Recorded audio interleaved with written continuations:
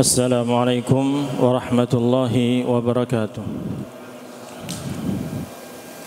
Alhamdulillah hamdan katsiran tayyiban mubarakan fih kama yuhibbu rabbuna wa yardah.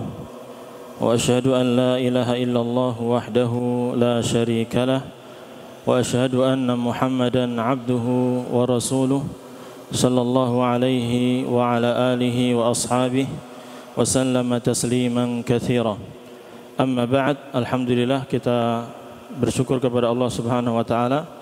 Pada malam hari ini kita akan membahas kitab Sahih Fiqhus Sunnah yang ditulis oleh Asy-Syaikh Abu Malik Kamal Ibnu Sayyid Salim hafizahullahu taala. Pada kesempatan kali ini pembahasannya berkaitan dengan fanatik mazhab. Menurut ulama mazhab, fanatik itu apa Pak? Fanatik itu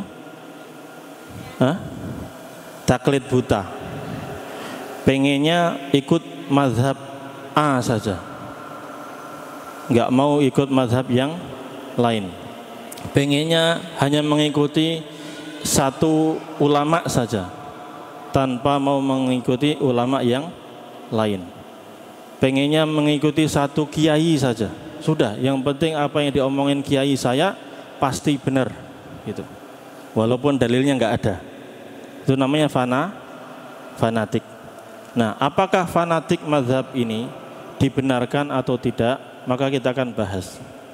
Ya, pembahasannya di buku, di kitabnya itu mulai dari halaman 30 dan seterusnya. Kita akan ringkas. Ya, bukunya belum ada Pak ya, terjemahnya. Nanti insya Allah semoga Allah berikan rezeki kepada Bapak dan Ibu semuanya bisa bawa kitabnya. Jadi enak bahasnya. Kitab yang sudah terjemahnya itu lebih baik. 5 jilid Pak. Ya, 5 jilid Pak. 5 jilid. Gak apa-apa. Itu insya Allah investasi akhirat. Nah, baik. Pembahasannya kita mulai. Untuk mengetahui mazhab, kita pelajari pada kesempatan yang lalu bahwa mazhab itu adalah kumpulan pendapat ulama. Ya, ada yang kita kenal, ada 4 mazhab yang terkenal. Mazhab Hanafi, imamnya Imam Abu Hanifah. Mazhab Maliki, imamnya Imam Malik. Mazhab Syafi'i, imamnya namanya Imam Muhammad bin Idris Asy-Syafi'i. Mazhab Hambali, imamnya namanya Imam Ahmad bin Hambal rahimahumullahu ta'ala. Walaupun seperti itu, kita telah ketahui dahulu bahwa ulama yang lain itu banyak, gak cuman 4 doang. Kita telah bahas sejarahnya. Yang belum mengetahuinya silakan dilihat di videonya. Sudah ada rekaman, jadi mudah untuk merujaah. Nah, sikap kita terhadap para ulama secara umum, baik ulama mazhab ataupun ulama sebelumnya, kan ada ulama dari kalangan sahabat, ada ulama dari kalangan tabi'in, kalangan tabi'ut tabi'in, sampai ulama di zaman kita saat ini. Sikap kita kepada mereka adalah wajib menghormati mereka, menghormati mereka, karena mereka punya ilmu, mereka belajar agama sungguh-sungguh, belajar Al-Quran dan As-Sunnah. Mereka menghabiskan waktunya untuk berkhidmat kepada agama Islam, mengajarkan masyarakat tentang agama Islam. Maka kita wajib menghormati mereka, memuliakan mereka, dan mendoakan mereka. Oleh karena itu, kalau kita menukil perkataan ulama, berkata Imam Asy-Syafi'i, kita doakan rahimahullah, semoga Allah merahmati beliau. Berkata Imam Az-Zahabi rahimahullahu ta'ala, semoga Allah merahmati beliau, dan seterusnya. Biasanya kalau yang sudah meninggal didoakan apa? Rahimahullah, semoga Allah merahmati beliau. Kalau yang masih hidup biasanya disebut doanya apa? Hafizahullah, semoga Allah menjaga beliau, memanjangkan umur beliau. Walaupun yang masih hidup, boleh enggak kita doakan rahimahullah? Boleh Pak. Ya, semoga Allah merahmati beliau walaupun masih hidup. Karena rahmat itu dibutuhkan seorang hamba saat masih hidup dan setelah meninggal. Cuman biasanya itu yang hidup didoakan hafizahullah, kalau sudah meninggal rahimahullah. Jadi kita doakan mereka, kita muliakan. Nah, sikap ini kita gunakan juga ketika menyikapi ustadz-ustadz kita. Ada banyak ustadz-ustadz yang mengajarkan kita ilmu agama, ya kita hormati beliau, kita muliakan beliau, ya kita doakan beliau semoga berikan kesehatan, kekuatan, istiqomah sampai akhir hayat dalam keadaan husnul khatimah, ya bisa kuat mendakwahkan agama Islam ini. Nah, seperti itu didoakan guru-guru kita. Nah, dalam akidah Ahlus Sunnati wal Jamaah, kita meyakini bahwa semua manusia itu berpeluang untuk salah. Nggak ada yang maksum lepas dari kesalahan kecuali siapa? Rasulullah Sallallahu Alaihi Wasallam. Kalau Rasulullah SAW pernah salah atau tidak? Pernah, tapi langsung ditegur sama Allah Subhanahu Wa Taala. Jadi clear, ya. Tapi selain Rasulullah SAW ada kemungkinan akan terjadi kesalahan. Makanya dari sini kita bisa melihat, oh kalau ada kemungkinan salah, maka jangan sampai kita taklid buta. Ya, yang penting ikut Ustadz Fulan. Apa yang dikatakan Ustadz Fulan pasti benar. Wah, padahal bisa jadi perkataannya ada yang salah. Makanya laisu ma'sumin. Para ulama itu bukan orang-orang yang maksum. Bahkan kita telah jelaskan kemarin, Imam Abu Hanifah punya pendapat bahwa kalau wanita nikah nggak harus pakai wali. Imam Malik rahimahullahu taala punya pendapat tidak boleh puasa Syawal yang 6 hari. Imam Syafi'i berpendapat orang yang sentuhan dengan wanita itu membatalkan. Imam Ahmad berpendapat apa? Ya, dianjurkan untuk berpuasa 1 hari sebelum bulan Ramadan untuk hati-hati. Ya, pendapat-pendapat yang kita sebutkan ini, kalau dilihat dalil-dalilnya banyak bertentangan dengan hadis Rasulullah SAW yang sahih. Pendapat Imam Abu Hanifah tadi dikritik oleh para ulama bahwa pendapatnya keliru. Kenapa? Karena Rasulullah SAW bersabda, la nikaha illa biwaliyin wa syahidai adlin. Tidak sah pernikahan seseorang kecuali dengan adanya apa? Wali dan 2 saksi. Pendapat Imam Malik yang mengatakan bahwa enggak boleh berpuasa 6 hari di bulan Syawal, ini juga dikritik oleh para ulama. Salah, Pak. Salah Imam. Wah, Imam Malik salah.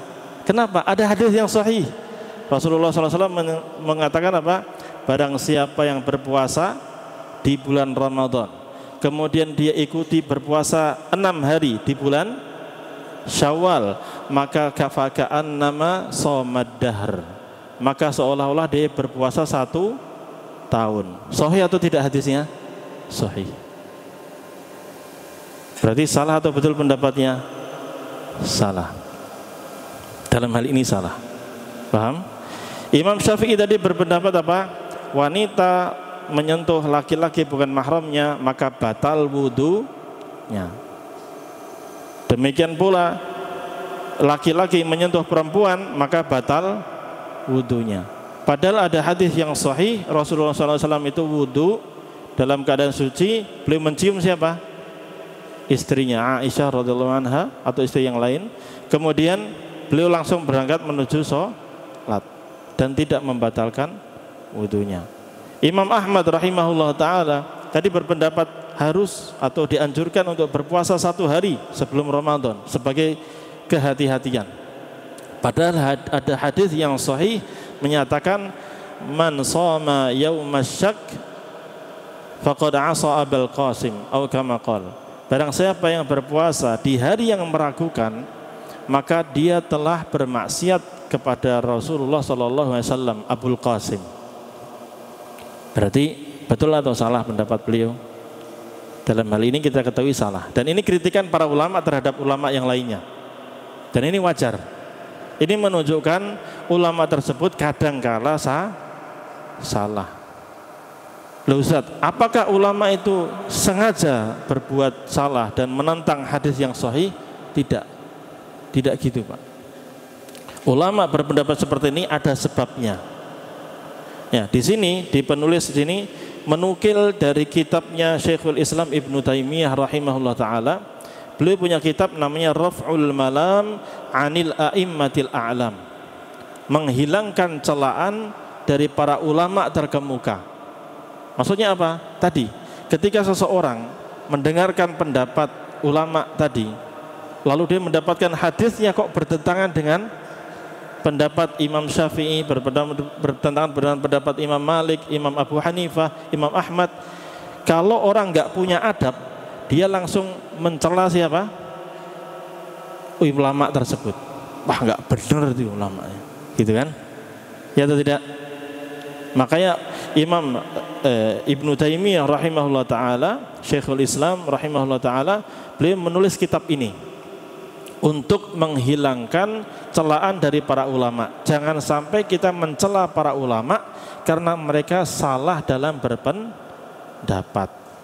Karena sebagaimana disabdakan oleh Rasulullah SAW, ulama itu kadang salah dalam ijtihad pendapat mereka, kadang benar. Yang jelas mereka sudah berilmu, mereka berupaya untuk mencari hukum yang benar dalam satu hukum. Itu kesungguhan beliau dan mendapatkan pahala. Kalau salah dapat berapa pahala? 1 pahala. Kalau benar mendapatkan 2 pahala. Idza ijtahadal hakimu fa asaba falahu ajran. Apabila ulama telah berijtihad lalu benar ketetapan hukumnya, hasil ijtihadnya, maka dia mendapatkan 2 pahala. Wa idza ijtahada fa akhta falahu ajr. Namun apabila beliau berijtihad, bersungguh-sungguh mengeluarkan ilmu beliau, mencari kitab-kitab para ulama, cari dalilnya, lalu disimpulkan satu hukum, qadarullah salah, maka beliau tetap mendapatkan berapa? 1 pahala. Itu bagi ulamanya. Tapi bagi kita ikuti yang mana? Yang benar, yang sesuai dengan dalilnya. Paham atau paham? Paham ya? Mudah dipahami ya? Taib. Di antara sebab, silahkan catat, kenapa ulama tadi pendapat-pendapatnya sebagai contoh tadi kok bisa-bisanya bertentangan dengan hadis yang sahih. Yang pertama disebutkan di sini, alla yakunal haditsu qad balaghahu aslan. Sebab pertama, bahwa hadisnya belum sampai kepada beliau. Beliau ini bisa berpendapat tidak perlu wali bagi orang yang nikah karena hadisnya belum sampai. Belum pernah dengar, belum pernah baca. Mungkin terjadi atau enggak, Pak? Mungkin. Nanti akan kita sebutkan contohnya. Ya. Kemudian yang kedua, an yakunal haditsu qad balaghahu lakinnahu lam yathbut indahu. Hadisnya sudah sampai kepada beliau. Beliau sudah membaca, beliau sudah mendengarkannya, sudah tahu hadisnya. Cuman beliau berpendapat hadisnya ini enggak sahih, sehingga beliau tidak mengamalkan hadis tersebut. Ini yang keberapa? Kedua. Bisa dipahami, Pak ya? Yang pertama tadi apa? Belum pernah dengar, belum pernah baca hadisnya. Hadisnya belum sampai ke beliau. Yang kedua, sudah sampai hadisnya, cuman beliau meneliti hadisnya enggak sahih ini, ada terputus atau apapun itu. Beliau berpendapat tidak sahih, sehingga beliau enggak mengamalkan hadis itu, lalu mencari dalil lain, lalu disimpulkan hukumnya. Bisa dipahami ya? Yang ketiga, an yashtarita an ya'taqida dha'fal hadis bijtihadin qad khalafahu fihi ghairuhu ma'a qat'in nazari min tariqin akhar. Nah, beliau memutuskan hadis itu sebagai hadis yang lemah. Ya, padahal ada ulama lain yang mensahihkan hadis tersebut dari jalur yang lain. Nah, beliau nggak tahu dari jalur yang lain itu. Jadi ini hampir sama dengan yang kedua tadi. sudah sampai hadisnya, cuman beliau berpendapat nggak sahih ini, karena ada kekurangan menurut beliau tentang hadis tersebut. Atau yang keempat, beliau mensyaratkan dalam menerima hadis itu, terutama hadis yang tidak mutawatir, yang rawinya cuma 1, 2 atau 3, nggak sampai derajat mutawatir, ada syarat-syarat tertentu yang nggak terpenuhi dalam hadis tersebut, sehingga tidak diamalkan. Ini sebenarnya masih berkaitan dengan yang nomor 2 tadi. Intinya hadisnya nggak sahih gitu aja, lalu beliau tidak mengamalkannya. Nah, atau yang berikutnya, nomor berapa itu? 5. Hadisnya sudah sampai ke beliau dan beliau sudah menghukumi hadisnya sahih, cuman beliau lupa. Lupa wajar atau tidak, Pak? Kan beliau manusia juga. Kita aja sering lupa, apalagi beliau. Enggak lah, kebalik Pak ya. Beliau aja lupa, apalagi kita. Jadi ini sebab-sebab kenapa kadang pendapat ulama kok enggak sesuai dengan hadis. Maka di sini kita sudah harus beradab, jangan langsung menjas, menyalahkan siapa? Ulamanya. Baik. Yang keenam, hadisnya sudah sahih, beliau tahu sampai, cuman beliau memahami hadis tersebut tidak seperti yang dipahami oleh ulama yang lainnya.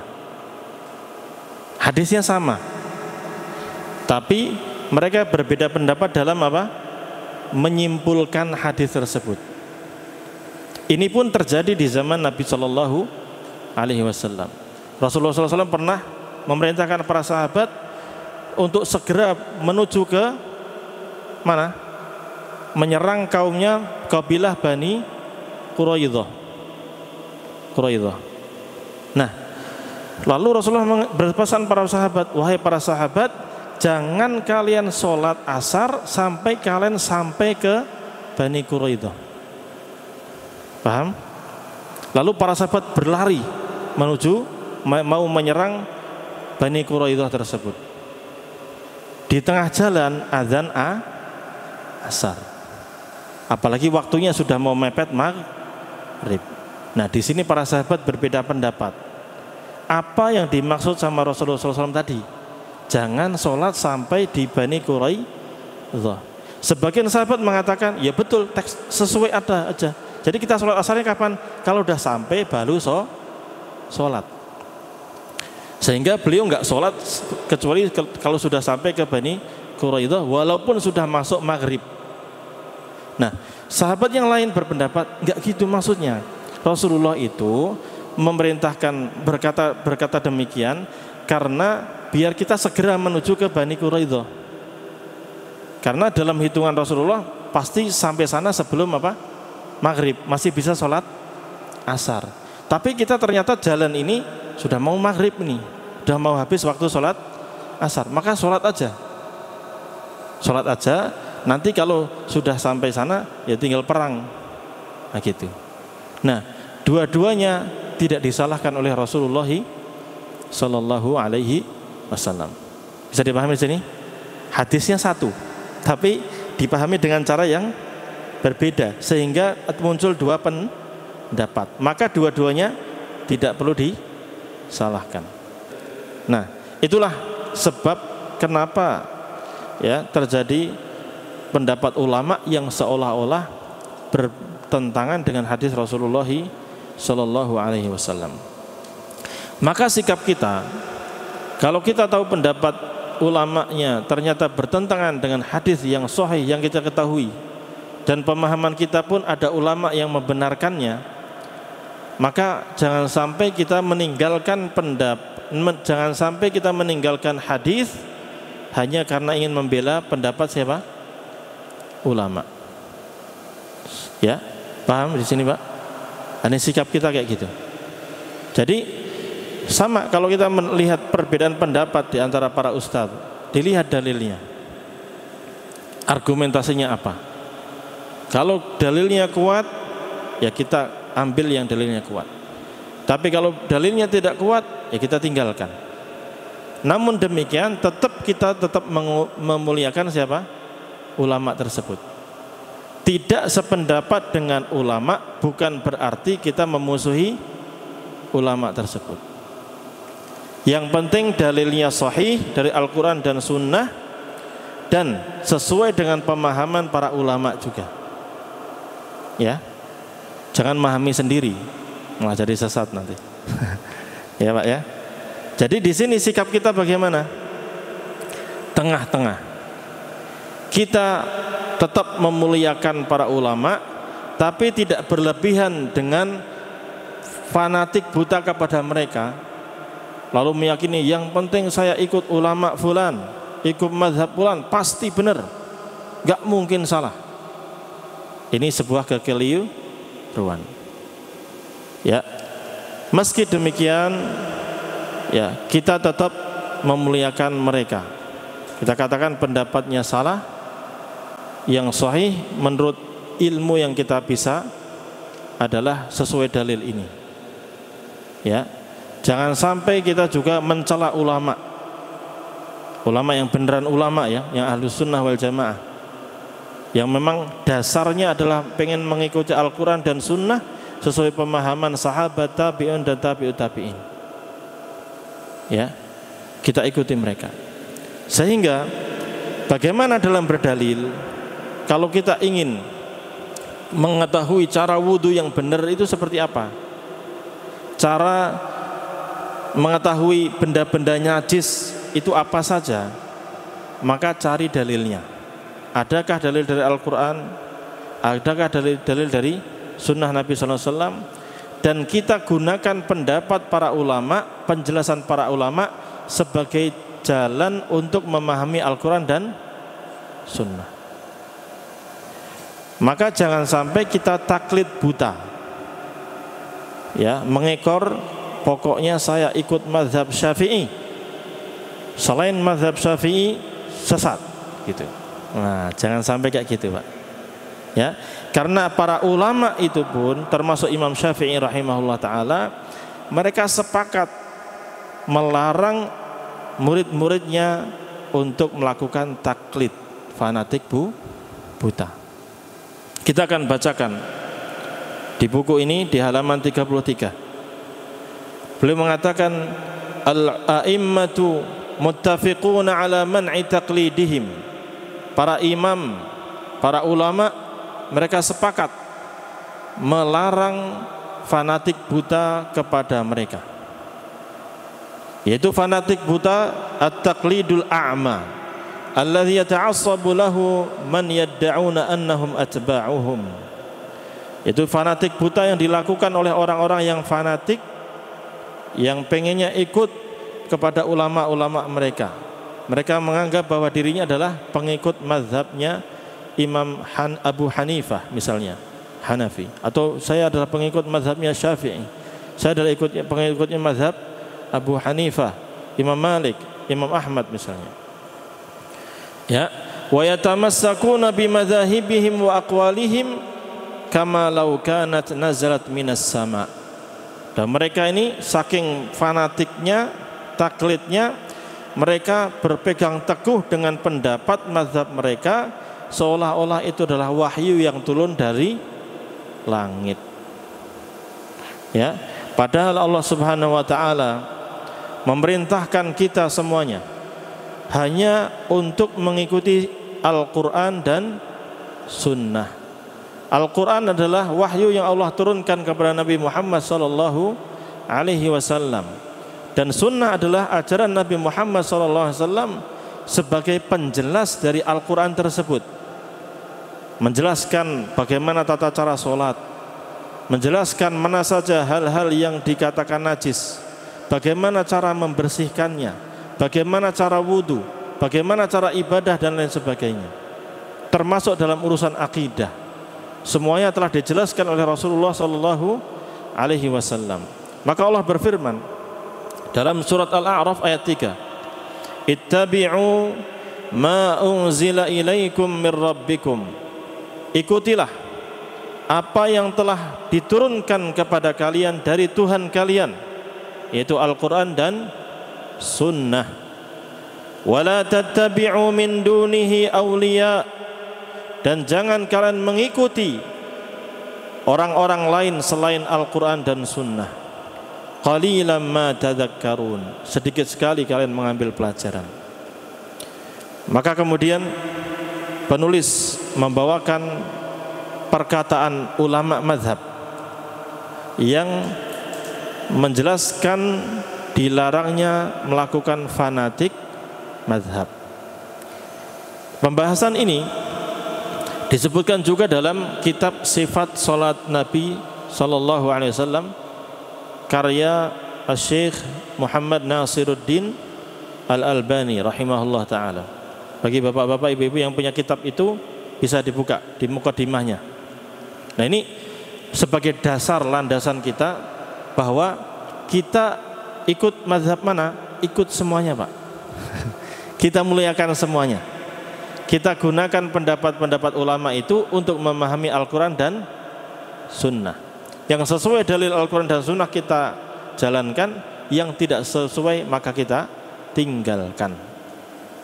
Yang pertama, Imam Abu Hanifah rahimahullahu ta'ala. Nama beliau siapa? Abu Hanifah. Namanya siapa? An-Nu'man bin Thabit. An-Nu'man bin Thabit rahimahullah ta'ala. Beliau menjelaskan kepada murid-muridnya dengan berbagai macam nasihat yang sangat luar biasa. Di antara perkataan beliau yang perlu kita catat dengan tinta emas, idza shahhal haditsu fahuwa madhhabi. Apabila hadisnya sahih, maka itulah mazhabku. Jadi kalau kita mengaku pengikut Imam Abu Hanifah, maka kalau kita dapat hadis yang sahih, maka inilah mazhabnya Abu Hanifah rahimahullah. Sehingga kita ikuti hadis yang sahih tersebut. Termasuk tadi Imam Abu Hanifah mungkin belum sampai kepada beliau hadis tentang wajibnya nikah dengan apa? Wali. Bahkan itu syarat sah. Kalau enggak pakai wali, enggak sah. Maka kita dapat juga, ternyata alhamdulillah kita dapat hadisnya dan sahih. Maka kita ikuti siapa? Hadis tersebut. Karena Imam Abu Hanifah sendiri belum mengatakan idza shahhal haditsu fahuwa madhhabi. Apabila hadisnya sahih, maka itulah mazhabku. Paham? Sehingga kita ikuti mazhab ini, mazhabnya Rasulullah sallallahu alaihi wasallam. Sekaligus inilah juga pendapatnya Imam Abu Hanifah rahimahullah taala. Beliau juga mengatakan yang kedua, la yahillu li ahadin an ya'khudha biqaulina ma lam ya'lam min aina akhadnahu. Tidak halal bagi siapapun untuk mengambil pendapat kami kalau dia tidak tahu dari mana kami mengambil pendapat tersebut. Imam Abu Hanifah mengatakan enggak halal, enggak boleh. Beliau mengharamkan seseorang mengambil pendapat Imam Abu Hanifah tanpa tahu dalilnya. Enggak boleh. Sehingga kita sebagai murid beliau mestinya apa? Cari dalilnya. Kalau kita dapat di dalam kitab ulama, oh mengatakan hukumnya haram, qadarullah enggak disebutkan dalilnya, maka kita cari dalilnya. Apakah benar hukumnya haram? Dapat dalilnya, alhamdulillah, berarti pendapat ulama ini benar. Maka di sini ada kaidah, Pak. Dalam usul fikih dan kaidah fikihiyah, aqwalul ulama yustadallu laha la yustadallu biha. Aqwalul ulama yustadallu laha la yustadallu biha. Pendapat para ulama itu dicarikan dalilnya. Pasti ada dalilnya, iya. Cuman kalau kita nggak tahu, cari dalilnya. La yustadallu biha, bukan malah dijadikan sebagai dalil. Bisa dipahami? Pendapat ulama dicarikan dalilnya untuk menguatkan pendapat tersebut, bukan dijadikan sebagai dalil untuk menetapkan hukum.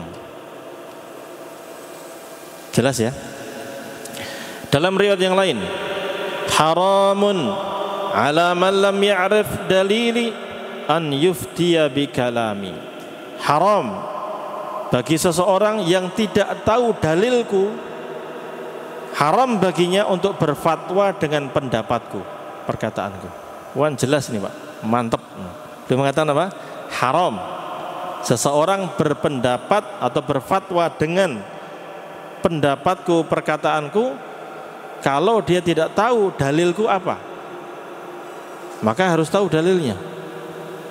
Dan bagi pengikut Imam Abu Hanifah, kalau mau cari pendapat beliau dengan dalilnya, baca langsung dari kitabnya. Langsung dari kitabnya. Bagi yang bisa. Ya Pak ya. Kalau kita masih belajar ya proses. Ya, belajar dulu, saya fikih sunnah dulu. Baik. Beliau juga mengatakan, fa innana bashar naqulul qawla al-yawma wa narji'u anhu ghadan. Karena kami ini semua adalah manusia. Kami para ulama manusia biasa. Naqulul qawla al-yawm. Hari ini kami mengatakan pendapat ini dengan hukum ini. Wa narji'u anhu ghadan. Bisa jadi besok kami rujuk dari pendapat itu. Sekarang mengatakan haram, bisa jadi besok belajar ternyata halal. Berubahlah pendapat beliau. Kenapa? Karena tahu dalilnya. Ya, seperti ini pun kita juga demikian. Belajar itu non-stop sampai husnul khatimah. Ya, walaupun sudah S1, S2, S3, S-Pung, tetap es krim tetap harus belajar. Tidak mencukupkan diri dengan ilmu yang sudah dipelajari. Kemudian beliau juga mengatakan kepada muridnya langsung. Beliau punya murid banyak. Yang paling terkenal adalah Al-Qadhi Abu Yusuf Ya'qub bin Ibrahim. Namanya Ya'qub bin Ibrahim, dikenal dengan Al-Qadhi Abu Yusuf. Satu lagi siapa? Yang tahu siapa? Pernah kita jelaskan. Ulama besarnya, murid besarnya Imam Abu Hanifah yang terkenal ada dua. Di sini Al-Qadhi Abu Yusuf Ya'qub bin Ibrahim. Satu lagi yang di sini Imam Syafi'i belajar sama beliau, Muhammad bin Hasan Asy-Syaibani. Barakallahu fiik. Masya Allah, itu Pak. Itu Muhammad bin Hasan Asy-Syaibani, murid beliau juga yang senior. Imam Syafi'i belajar mazhab Hanafi dari sini. Telah kita jelaskan ya Pak ya. Taib. Nah, Imam Abu Hanifah pernah ngomong ke muridnya, "Waihaka ya Ya'qub, celaka engkau wahai Ya'qub, la taktub kullama tasma'u minni." Jangan tulis semua yang kau dengar dariku. Fa inni qad ara ar-ra'yal yawma wa atrukuhu ghadan. Karena kadang saya itu berpendapat satu pendapat di hari ini, bisa jadi besok saya tinggalkan pendapat ini. Wa ara ar-ra'ya ghadan wa atrukuhu ba'da ghadin. Bisa jadi besok saya berpendapat satu pendapat, besoknya lagi saya tinggalkan pendapat saya. Kenapa? Masih proses apa? Belajar. Terus para ulama itu belajar terus. Maka tadi kaidahnya apa tadi? Pendapat ulama itu dicarikan dalilnya. Kalau kita dapat dalilnya sahih ya sudah, alhamdulillah. Ya, bukan dicarikan sebagai dalil. Karena ulama sendiri kadang berbeda pendapatnya satu hari kepada hari berikutnya. Taib. Maka perkataan ulama itu, penjelasan para ulama itu kita gunakan untuk membantu kita memahami Al-Quran dan Sunnah. Idza qultu qawlan yukhalifu kitab Allah Ta'ala wa khabar ar-Rasul sallallahu alaihi wasallam fatruku qawli. Oh, ini mantap lagi.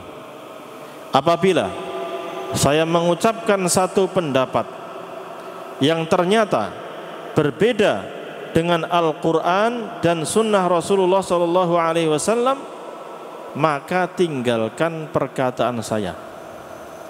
Dari sini kita mendengarkan jelas Imam Abu Hanifah memerintahkan kita untuk mengikuti Al-Quran dan Sunnah. Dan seandainya ada pendapat beliau yang bertentangan dengan Al-Quran dan Sunnah, maka tinggalkan pendapat beliau dan ikuti Al-Quran dan Sunnah. Tafadhal, adzan. Kemudian Imam Malik bin Anas rahimahullahu ta'ala, semoga Allah merahmati beliau. Beliau juga punya perkataan yang luar biasa, mengajarkan kepada kita untuk ikuti Al-Quran dan Sunnah. Dan seandainya pendapat beliau tidak sesuai dengan Al-Quran dan Sunnah, maka kita diperintahkan untuk mengikuti Al-Quran dan Sunnah. Beliau mengatakan, innama ana bashar ukhti'u wa usib. Sesungguhnya saya ini adalah manusia, saya kadang salah, saya kadang benar. Fangzuru fi ra'yi, silahkan kalian cek.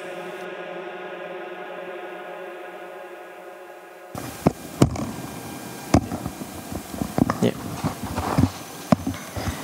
Silahkan kalian lihat, perhatikan, teliti pendapatku itu. Fakullu ma wafaqal kitaba was sunnah fakhudhu.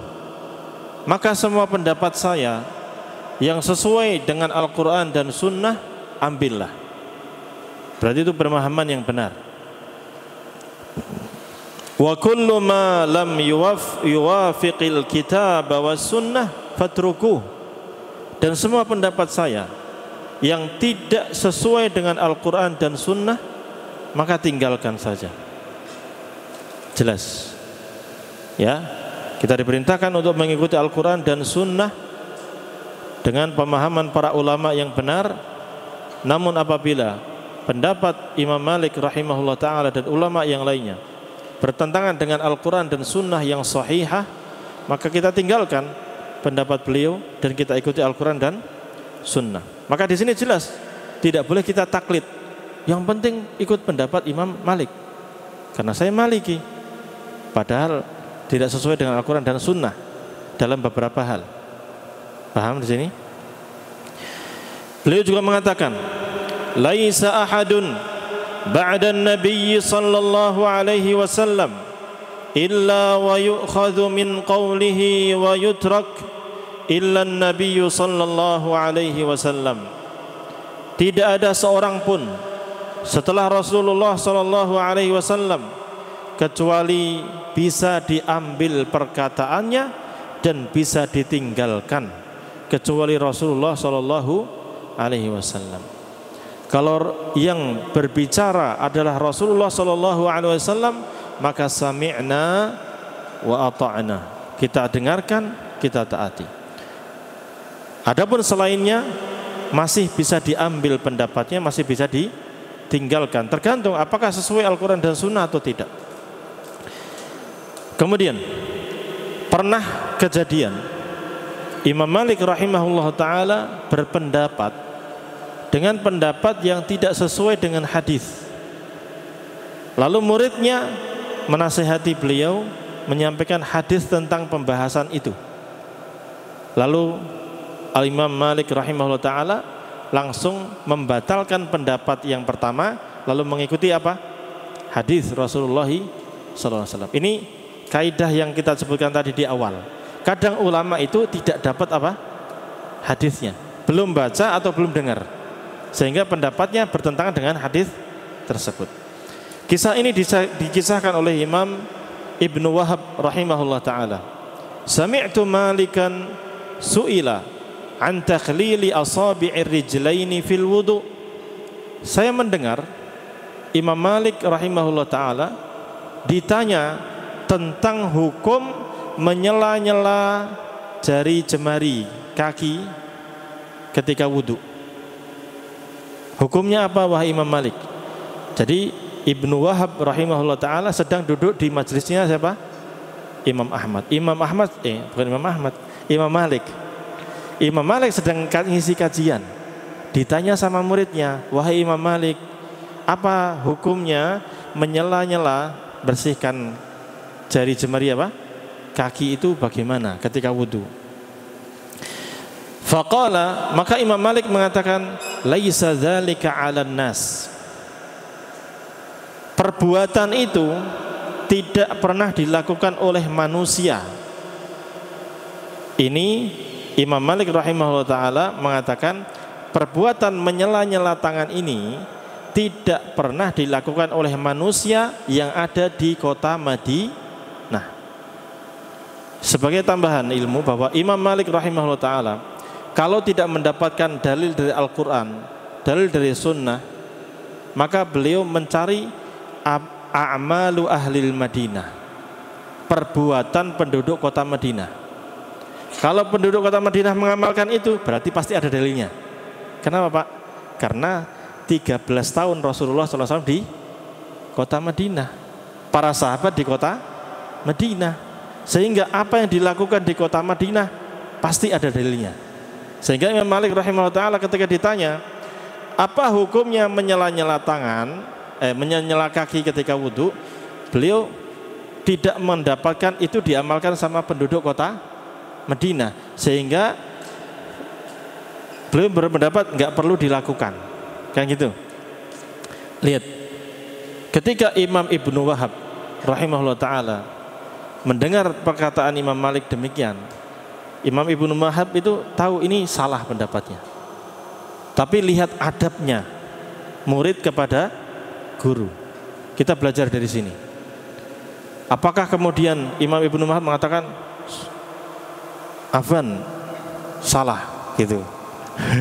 Imam Malik, Anda salah. Ada hadis demikian.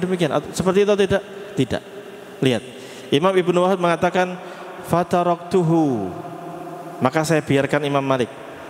Maksudnya saya diemin dulu, biar selesai majelisnya. Hatta khaffan nas, sampai manusia sudah pada pulang, sepi, baru saya datang ke beliau. Saya temui beliau. Faqultu lahu, saya sampaikan kepada beliau, indana fi dzalika sunnah. Imam Malik rahimahullah ta'ala, kami ada dalilnya nih. Ana bawa hadis, saya pernah dengar hadis Rasulullah SAW berbicara tentang apa? Menyela-nyela jari kaki saat wudu. Imam Malik mengatakan, wa mahi, apa itu sunnahnya? Qultu, saya pun menyampaikan kepada beliau, haddatsana Al-Laits bin Sa'ad, telah memberitahu kepada kami Al-Laits bin Sa'ad. Al-Laits bin Sa'ad adalah ulama besar di zaman Imam Malik. Bahkan sebagian ulama mengatakan Al-Laits bin Sa'ad afqahu min Malik, lebih berilmu daripada Imam Malik rahimahullahu ta'ala. Wabnu Lahiyah, saya juga mendengarkan riwayat ini dari Imam Ibnu Lahiyah, sama, masih ulama-ulama sezaman Imam Malik. Wa Amr bin Al-Harith, dan juga Amr bin Harith. Jadi 3 ulama ini yang hidup di zaman Imam Malik telah menyampaikan hadis ini kepada saya. Dari siapa riwayatnya? Dari An Yazid bin Amr, dari Yazid bin Amr, wal Mu'afiri, dan juga Al-Mu'afiri. An Abi Abdurrahman Al-Hubla, dari Abu Abdurrahman Al-Hubla. Anil Mustawrid bin Shaddad Al-Qurashi, dari Al-Mustawrid bin Shaddad Al-Qurashi radhiyallahu anhu. Qala, dia mengatakan, ra'aitu Rasulullah sallallahu alaihi wasallam yadluku bi khinsarihi ma baina asabi'i rijlaihi. Saya, kata Al-Mustawrid ibnu Shaddad Al-Qurashi, saya pernah melihat Rasulullah sallallahu alaihi wasallam menggosok-gosok jari jemari kakinya dengan khinsarihi, dengan apa? Jari kelingkingnya. Ini hadisnya. Nah, tadi disampaikan kepada Imam Malik, maka Imam Malik mengatakan inna hadzal haditsu hasan. Hadis ini bagus. Secara riwayat apa? Sahih, benar, dan maknanya juga bagus. Wa ma sami'tu bihi qattun illa sa'ah. Dan saya tidak pernah mendengarnya kecuali sekarang. Ini menguatkan kaidah tadi bahwa apa? Kadang ulama enggak dengar, hadisnya belum sampai kepada beliau. Tapi lihat Imam Malik ketika dengar ini, apa yang beliau lakukan? Ya, Ibnu Wahab bercerita kembali. Kemudian summa sami'tuhu ba'da dzalika yus'al. Kemudian saya duduk lagi di majelisnya Imam Malik rahimahullah taala, lalu ditanya tentang hal yang sama. Bagaimana wahai Imam Malik tentang hukum apa? Menyela-nyela jari kaki saat wudu. Faya'muru bitakhlilil asabi'. Maka Imam Malik memerintahkan penanya tersebut untuk menyela-nyela jari jemari kaki. Berarti beliau mengambil hadis tersebut atau tidak? Berarti beliau mengamalkan hadis tersebut. Lihat, ini di sini riwayat ini saja kita belajar tentang bagaimana Imam Malik rahimahullah taala, beliau ulama besar kadang salah dalam berpendapat, ya kan? Kalau ada ulama yang salah dalam berpendapat, atau kita bisa aplikasikan kepada ustadz berpendapat salah, maka kalau kita mau menasihati jangan di depan murid-muridnya. Itu bukan nasihati, namanya ngolok-olok, ya, mau merendahkan ustadznya itu. Ya, kapan? Lihat, nunggu sepi, jamaah sudah pada pulang, sepi, temui ustadznya. Terus bisik-bisik, jangan dikamerain, ya, diviralin nanti ustadznya, ya kan? Deketin, ngobrol, Ustadz, apa Ustadz? Tadi antum menyampaikan gini-gini, ini hadisnya padahal ada hadis seperti ini. Nah, lihat, Imam Malik rahimahullah taala ketika melihat Ibnu Wahab rahimahullah taala adabnya bagus, ya beliau sebagai ulama besar pasti terima. Walaupun adabnya nggak bagus mungkin masih terima selama itu hadisnya sahih.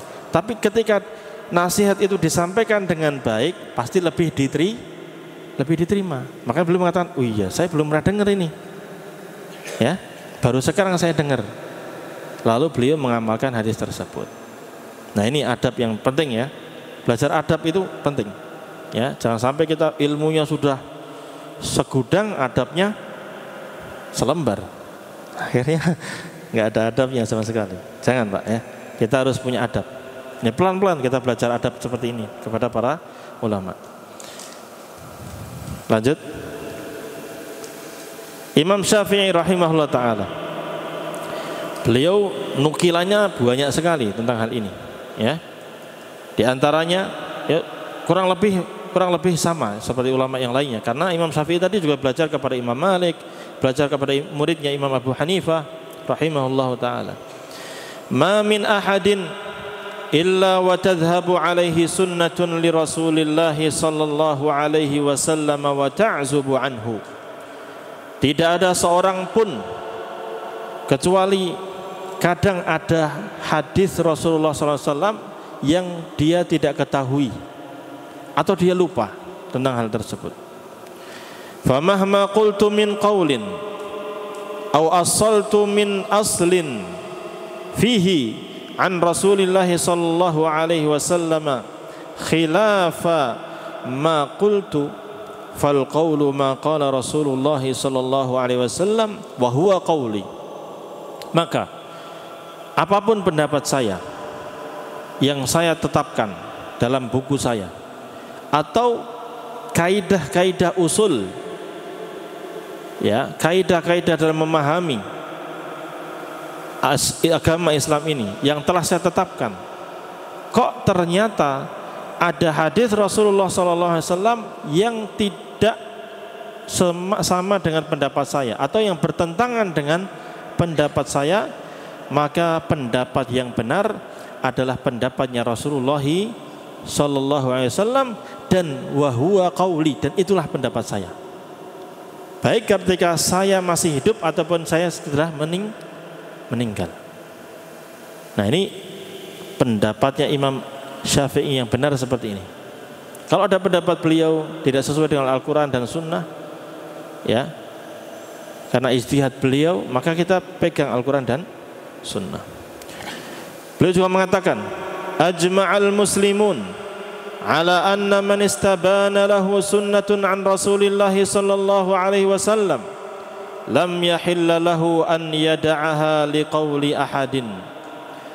Orang-orang Islam telah sepakat bahwa siapa saja yang sudah jelas baginya hadis Rasulullah sallallahu alaihi wasallam, maka tidak halal baginya untuk meninggalkan hadis tersebut hanya gara-gara ingin mengikuti pendapat seseorang. Jelas ya? Jelas banget. Walaupun kita cinta ulama, ya, tetap kita memuliakan ulama tersebut. Tapi kalau ada hadis yang sahih tidak sesuai dengan perkataan ulama tersebut, mohon maaf, kita tidak ikuti pendapat tersebut, tapi ikuti apa? Hadis tersebut. Kemudian beliau juga mengatakan, nasihat ini bagi pengikut mazhab Syafi'i dan juga semua kaum muslimin. Idza wajadtum fi kitabi khilafa sunnati Rasulillah sallallahu alaihi wasallam, apabila kalian mendapati di kitabku itu ada yang bertentangan dengan sunnah Rasulullah sallallahu alaihi wasallam, faqulu bi sunnati Rasulillah sallallahu alaihi wasallam wa da'u ma qultu. Maka berkatalah atau ambillah pendapatnya sunnah Rasulullah sallallahu alaihi wasallam dan tinggalkan pendapat saya. Dalam riwayat yang lain beliau mengatakan, fattabi'uha wa la taltafitu ila qauli ahadin. Maka ikutilah sunnah tersebut, ikutilah hadis tersebut, dan jangan kalian menoleh kepada pendapat orang lain. Dengan ini kita akan selamat. Kalau kita ikuti Al-Quran dan Sunnah, maka ketika nanti menghadap Allah Subhanahu wa ta'ala, ditanya kenapa kamu melakukan ini, kita bisa tahu ada hadisnya, dan itu akan lebih selamat daripada kalau nanti kita ditanya kenapa melakukan seperti ini, saya ikut ulama fulan. Ingat bahwa aqwalul ulama yustadallu laha la yustadallu biha. Perkataan ulama itu dicarikan dalilnya, bukan dijadikan sebagai dalil. Beliau juga mengatakan, idza shahhal haditsu fahuwa madhhabi. Sama perkataannya dengan Imam Abu Hanifah. Apabila ada hadis yang sahih, itulah mazhabku. Jadi kalau kita mengaku mazhab Syafi'i, disampaikan hadis Rasulullah SAW sahih, maka ikutilah hadis tersebut. Jangan mengatakan, mohon maaf, ini sudah tradisi, sudah kebiasaan kami, jangan dirubah-rubah. Imam Syafi'i rahimahullah ta'ala mengatakan, apabila hadisnya sahih, ikuti hadis tersebut, itu mazhabku.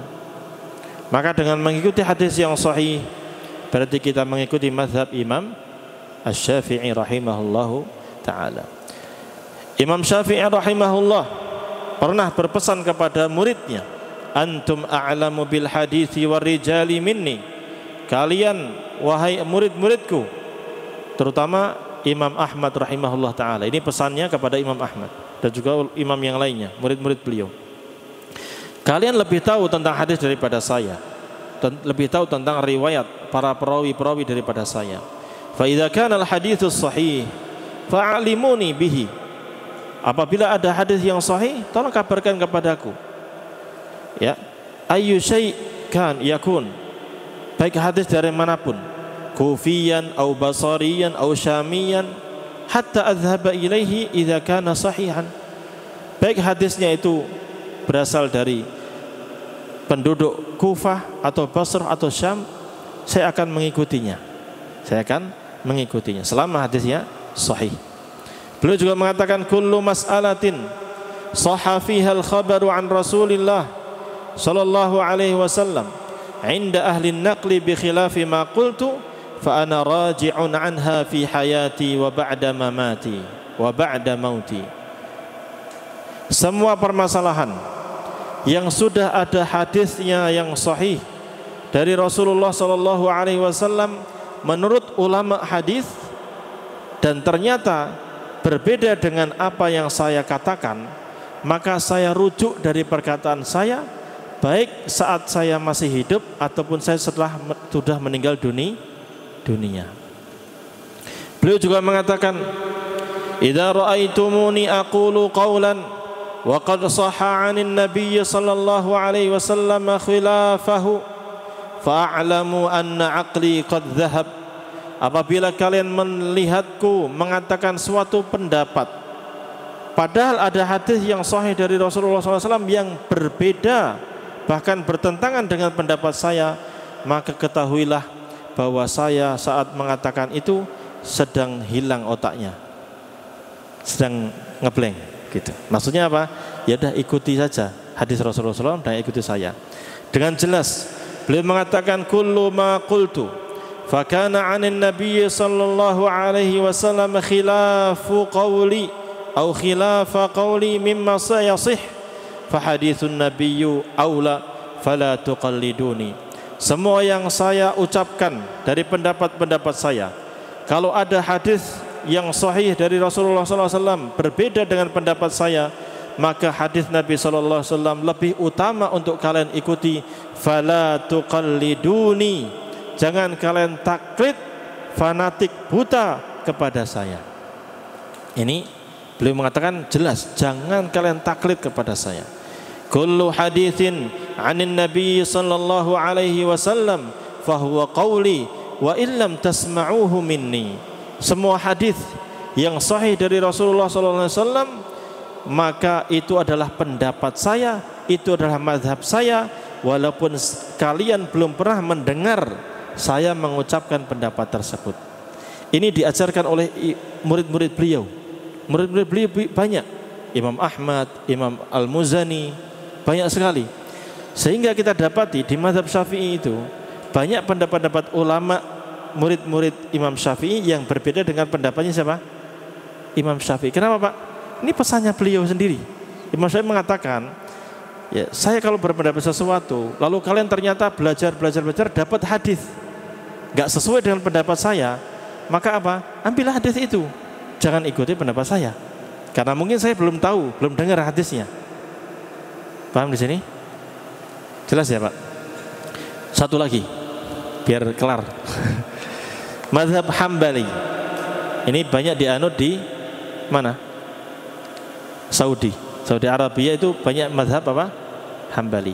Di Indonesia kebanyakan mazhab Syafi'i. Di Yaman kebanyakan mazhab Syafi'i. Di Mesir, Maroko mazhab Maliki. Hanafi itu kebanyakan di Syam, di Irak zaman dulu. Nah, jelas. Imam Ahmad bin Hanbal rahimahullah ta'ala, beliau mengatakan, beliau terkenal dengan hadisnya. Beliau hafal berapa hadisnya? 1000 dengan sanatnya. 1000 kali 1000 berapa? 1 juta. 1 juta beliau hadis hafal. Kita berapa hafalnya? Baik. Minimal kita belajar Pak ya, pelan-pelan. Beliau mengatakan dengan jelas tentang apa tadi? Fanatik mazhab. La tuqallidni, jangan kalian fanatik taklid kepadaku, jangan. Tegas Pak. Wala tuqallid Malikan, jangan taklid kepada Imam Malik. Wala Syafi'i, jangan kepada Imam Syafi'i. Walal Auza'i, jangan pula kepada Imam Al-Auza'i, ulama juga. Walal Thawri, dan juga jangan taklid kepada Imam Sufyan Ats-Tsauri. Wa khudh min haitsu akhadhu, tapi ambillah dari mana dalilnya mereka ambil. Ini tegas beliau. Apakah kalau kita tidak mengikuti mazhab ulama Imam Malik, Syafi'i, berarti kita benci kepada beliau? Tidak. Berarti kita tidak memuliakan beliau? Tidak Pak. Tapi kita menggunakan apa tadi? Perkataan beliau untuk memahami Al-Quran dan Sunnah. Kalau sesuai kita amalkan, kalau tidak sesuai ya sudah, kita tinggalkan. Jadi tidak mengikuti pendapat ulama bukan berarti kita membenci ulama tersebut. Paham? Bahkan kalau seandainya kita ikuti hadis yang sahih dan kita tinggalkan pendapat Imam Syafi'i misalnya, atau Imam Malik, atau Imam Abu Hanifah, atau Imam Ahmad, maka kalau Imam Syafi'i, Imam Malik, Abu Hanifah, Imam Ahmad tahu kita melakukan itu, beliau senang atau tidak? Senang, karena memang itu ajaran mereka. Kan gitu tadi, dari tadi kita sudah menyampaikan itu. Ya, seperti itu. Ya, beliau juga mengatakan, la tuqallid dinaka ahadan min haula. Kalian jangan sekedar mengikut-ikut saja, taklid saja kepada seseorang dalam urusan agamamu ini. Dari para ulama itu. Ya walaupun mereka ulama, iya kita memuliakan, tapi jangan terlalu fanatik buta. Ma jaa 'anin nabiy sallallahu alaihi wasallam wa ashabihi fakhudh bihi. Nah, beliau memberikan kaidah. Apa saja riwayat dari Nabi sallallahu alaihi wasallam dan dari para sahabat, maka pegang erat-erat. Nabi SAW pasti benar, ya atau tidak? Pasti benar. Lalu beliau menyampaikan kepada siapa? Para sahabat. Maka pemahaman para sahabat radhiyallahu anhum adalah pemahaman yang paling benar daripada pemahaman kita yang jauh masanya dari Nabi Muhammad SAW. Maka perkataan para sahabat itu dalil. Qaulus sahabi itu dalil. Perkataan sahabat itu sebagai dalil. Selama tidak ada sahabat lain yang mengingkari pendapat tersebut. Ini catat Pak, ini pelajaran usul fikih. Dasar-dasar fikih itu diambil dari Al-Quran dan Sunnah dan Ijma. Di antara dalil yang bisa kita jadikan itu adalah pendapat sahabat. Kalau sahabat mengatakan A, lalu sahabat yang lain diem, gak ada komentar apapun, berarti itu pendapat yang benar. Namun ini ada ijma sukuti, kesepakatan dengan diam, tidak ada yang mengingkari. Tapi kalau ada pendapat sahabat, lalu sahabat yang lain mengingkarinya, berarti di sini ada dua pendapat. Paham di sini? Gitu. Karena sahabat itu tidak mungkin mengatakan suatu perkataan tentang agama Islam kecuali atas dasar Al-Quran dan Sunnah yang mereka pahami dari siapa? Rasulullah SAW. Tidak mungkin para sahabat itu melakukan suatu perbuatan kecuali ada dasarnya dari Allah dan Rasulnya dalam Al-Quran dan Sunnah. Makanya ada kaidah yang besar yang ditulis oleh para ulama, diawali oleh Imam Ibnu Katsir rahimahullah ta'ala, lalu ditulis oleh Al-Ustaz Abdul Hakim bin Amir Abdad hafizahullah ta'ala. Judulnya apa? Lau kana khairan lasabaquna ilaih. Seandainya satu perbuatan itu benar dan sebuah kebaikan, maka para sahabat pasti sudah mengamalkannya. Ya atau tidak? Cinta Rasulullah SAW, para sahabat cinta atau tidak? Cinta. Tapi apakah para sahabat melakukan perayaan? Ada atau tidak? Enggak ada. Seandainya itu baik, maka pasti para sahabat sudah mengamalkannya. Maka demikian pula, kalau ada perkataan para sahabat, perbuatan para sahabat, maka Imam Ahmad mengatakan khudh bihi, pegang itu dalil. Selama sahabat yang lain tidak mengingkarinya. Tsumma tabi'ina ba'du ar-rajulu fihi mukhayyar. Tapi kalau ada pendapat dari ulama tabi'in, generasi setelah para sahabat, maka kita bisa milih, bisa ambil, bisa tidak, karena perkataan mereka bukan dalil. Paham? Beliau juga mengatakan al-ittiba', mengikuti sunnah itu apa? Kan taklid itu apa? Mengikuti ulama tanpa tahu dalilnya. Yang penting ulama gini kita ikut. Yang dibolehkan itu apa? Ittiba', mengikuti sunnah, mengikuti dalil. Ittiba' itu apa? Al-ittiba'u an yattabi'a ar-rajulu ma jaa'a 'anin nabiy sallallahu alaihi wasallam wa 'an ashabihi. Ittiba' itu adalah seseorang mengikuti apapun yang datang dari Rasulullah sallallahu alaihi wasallam dan dari para sahabatnya. Tsumma huwa min ba'di tabi'ina mukhayyar. Kemudian adapun setelah tabi'in maka kita bisa memilih.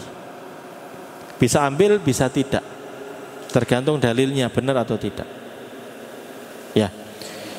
Kemudian beliau juga mengatakan ra'yul Auza'i wa ra'yu Malik wa ra'yu Abi Hanifah kulluhu ra'i.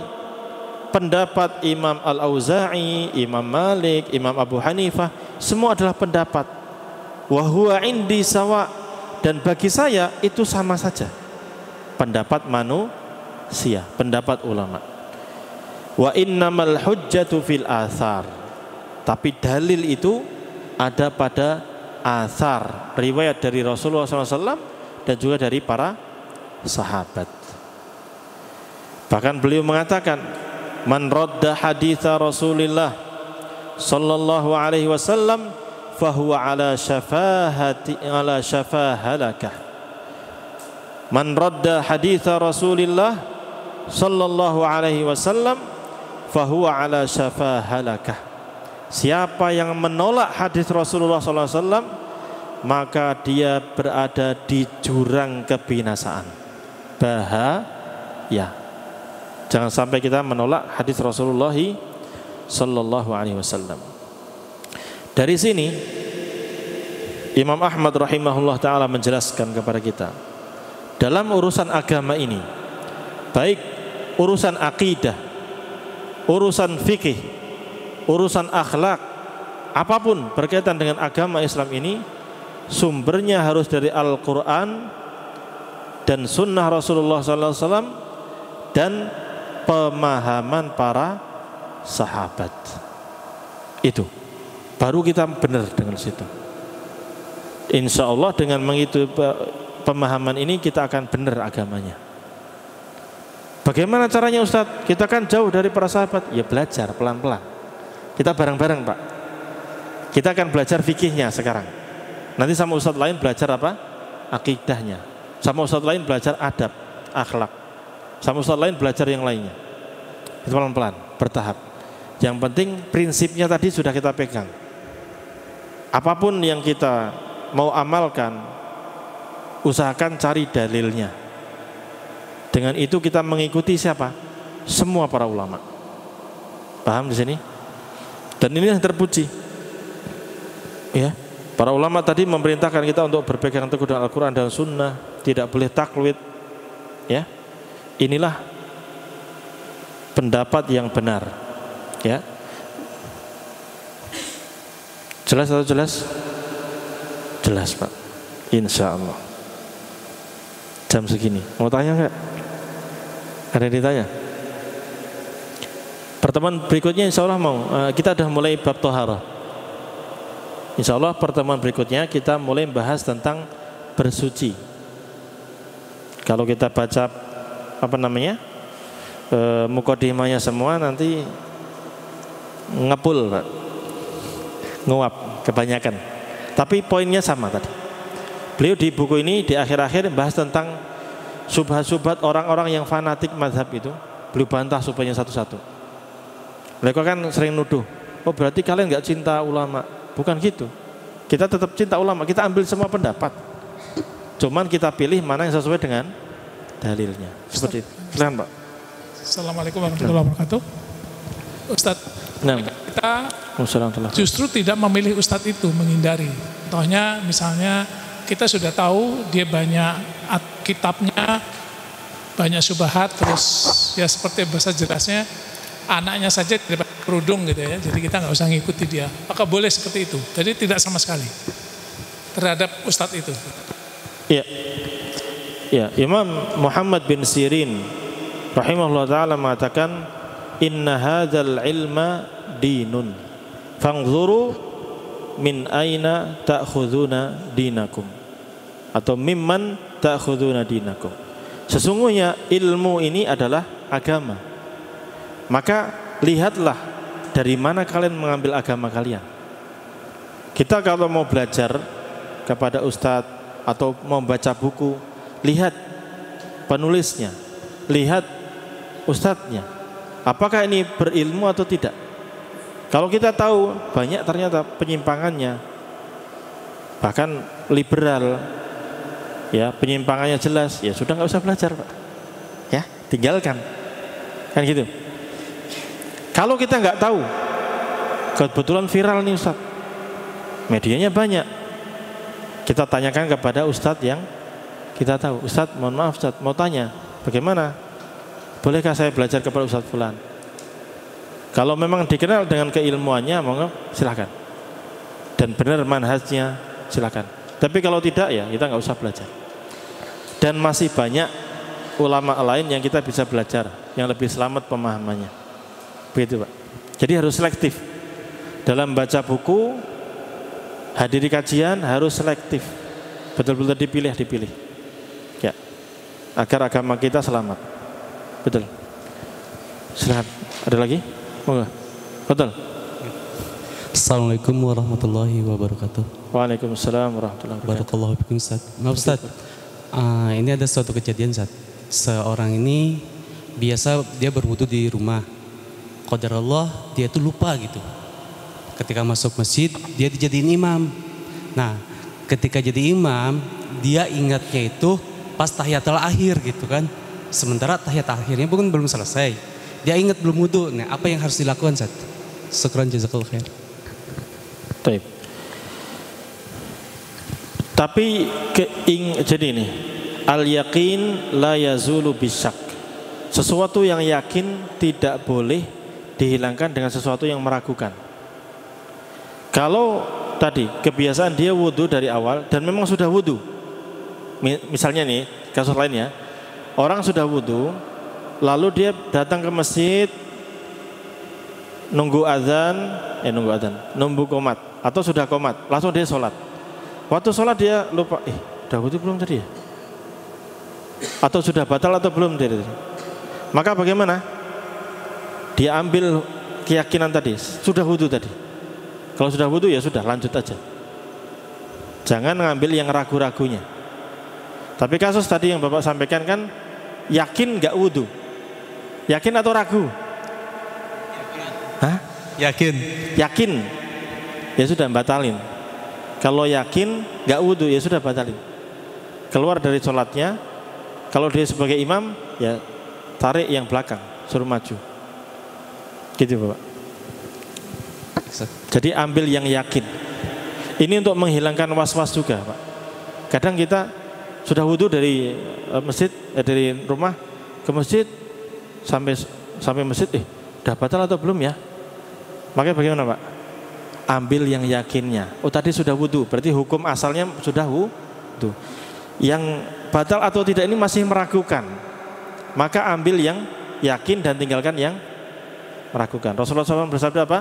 Da'ma yaribuka ila ma la yaribuka. Tinggalkan apa yang meragukanmu dan pegang yang tidak meragukan. Sama. Bapak-bapak dari tadi maghrib di sini sudah wudu kan? Sudah wudu. Sekarang sudah mau azan, sudah mau sholat isya. Lupa nih, udah batal atau belum?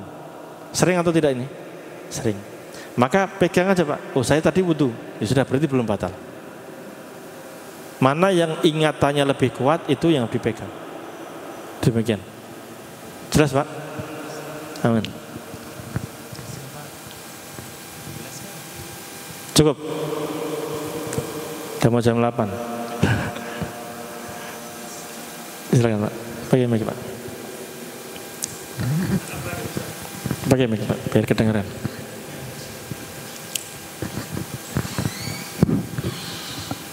Ana pernah dengar dari perkataan seorang ustadz itu, di antara 4 imam mazhab ini yang paling mendekati sunnah Nabi itu Imam Malik bin Hambal. Itu gimana Ustaz pendapatnya? Malik bin Hambal atau Ahmad bin Hambal? Ahmad bin Hambal. Ahmad bin Hambal. Iya. Ya mungkin itu pendapat beliau. Tapi kita tahu tadi semuanya mengatakan apa? Pegang sunnah. pegang sunnah. Semuanya. Imam Malik ini, Imam Malik, Abu Hanifah, Imam Syafi'i, Imam Ahmad, mereka nggak ada yang sengaja untuk menentang sunnah, nggak ada mereka. Mereka selalu berusaha cari hadis, gitu. Jadi semuanya ulama itu semua berpegang teguh dengan Al-Quran dan Sunnah, gitu. Cuman mungkin kenapa beliau berpendapat demikian? Karena Imam Ahmad bin Hanbal rahimahullah ta'ala adalah selain beliau ulama fikih, beliau juga ulama hadis, dan hadis yang beliau kumpulkan sangat banyak, gitu ya. Imam Syafi'i juga dikenal dengan Nasirus Sunnah, penegak sunnah, penolong sunnah. Imam Malik beliau disebut dengan Muhaddithul Madinah atau Imamu Daril Hijrah, ulama hadisnya kota Madinah, imamnya kota hijrah yaitu Madinah itu. Imam Malik punya kitab apa? Muwatta. Imam Syafi'i punya kitab apa? Imam Ahmad punya kitab Musnad. Nah, demikian. Sebenarnya semuanya adalah orang-orang yang berpegang teguh dengan Al-Quran dan Sunnah. Kalau dikatakan yang paling mendekati kepada Sunnah adalah Imam Ahmad, ya semuanya dekat dengan Al-Quran dan Sunnah, gitu. Cuman kelebihannya Imam Ahmad atau mazhab Hambali itu, beliau sudah menyortir dari ulama-ulama yang lainnya. Ya, beliau pegang pendapatnya Imam Syafi'i sebagai gurunya, beliau juga belajar kepada ulama yang lainnya, sehingga hadis lebih banyak terkumpul di beliau. Dan Imam Ahmad rahimahullah ta'ala juga terkenal dengan orang yang betul-betul berpegang teguh dengan hadis yang kuat betul-betul. Kita tahu kejadian ya tentang peristiwa tersebarnya orang-orang yang mengatakan Al-Quran itu apa? Makhluk. Itu 3 periode raja menetapkan hal itu, dan orang-orang yang mengatakan Al-Quran bukan makhluk langsung di penjara. Enggak sekedar di penjara, ditangkap KPK, enggak cuma itu. Sampai dicambuk. Ada sebagian dipenggal, meninggal dunia. Imam Ahmad bin Hanbal rahimahullah ta'ala termasuk yang kekeh mengatakan Al-Quran kalamullah laisa bimakhluk. Al-Quran adalah firman Allah, bukan makhluk. Tegas. Maka di situ Imam Ahmad dikenal dengan imamnya Ahlus Sunnah wal Jamaah. Walaupun ulama yang lain banyak yang lain. Yang tadi sampai dipenggal itu karena membela apa? Sunnah ini. Jadi intinya semua ulama itu berpegang teguh dengan Al-Quran dan Sunnah. Cuman yang paling banyak mengumpulkan hadis tadi Imam Ahmad bin Hanbal rahimahullah ta'ala. Ya. Wallahu ta'ala alam bis-shawab. Cukup? Lagi Pak. Pohon yang tanya tanggung jawab waktunya panjang. Silakan Bapak. Monggo, silakan di Bapak. Bismillahirrahmanirrahim. Assalamualaikum warahmatullahi wabarakatuh. Ini tentang sholat Pak Ustaz. Jadi sholat yang pakai tahiyat awal. Dia lupa tahiyat awalnya, terus sudah berdiri, terus ditegur sama imam. Dia turun lagi, itu batal nggak imamnya Pak Ustaz? Nah, kalau misal kita ngikutin yang mana itu Pak Ustaz? Kan kalau ditegurnya turun nih imamnya, itu imamnya batal nggak sholatnya? Ya, kalau sebenarnya yang benar, kalau imam lupa tasyahud awal dan dia sudah berdiri tegak, itu yang benar apa? Lanjutkan sholatnya, jangan turun.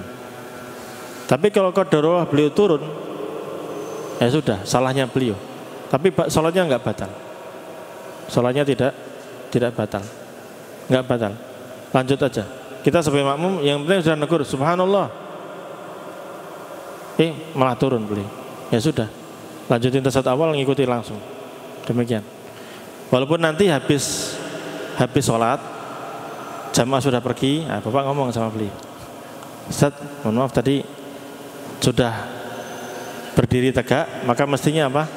Lanjut aja rakaat ke-3, kemudian nanti sebelum salam diapain?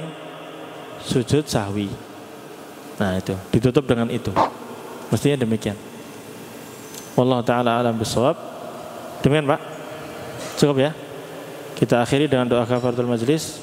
Subhanakallahumma bihamdika asyhadu an la ilaha illa anta astaghfiruka wa atubu ilaik. Wassalamualaikum warahmatullahi wabarakatuh.